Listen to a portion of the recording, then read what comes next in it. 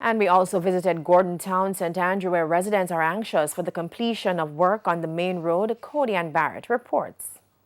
A landslide here and a landslide there. It's what we observed on our way to Savage Pen, St. Andrew, but the most frightening discovery. This is the condition of a section of the Savage Pen main road leading to Gordon Town.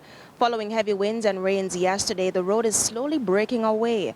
Now, this may pose a challenge for those living beyond this point because this is the alternative route. The Gordon Town main road is still being repaired following a breakaway there last year due to heavy rains. Our team went early Wednesday morning when most motorists were just leaving their homes since the storm passed. If this cut off and now the people have to take me about 100 miles to come around, they don't even know around this name. It's rough. Have persons on standby to clean up the road as soon as these things happen, so it can be able to operate. Although cleanup hasn't started, some residents say they've gotten accustomed to the condition of the road when it rains.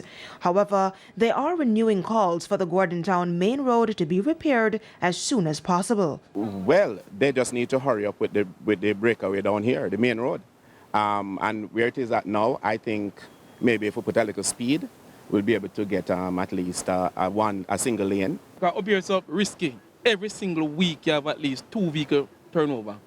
Even yesterday, you have a coaster and you have a AD wagon. So every single day, it's just a risk. That main road is on track to be completed by the end of this month. While we were in the area, we also observed water which had settled on the road, but it wasn't due to flooding. By 12:30 p.m., teams from the National Water Commission were in the area removing debris from a blocked gutter leading to its intake.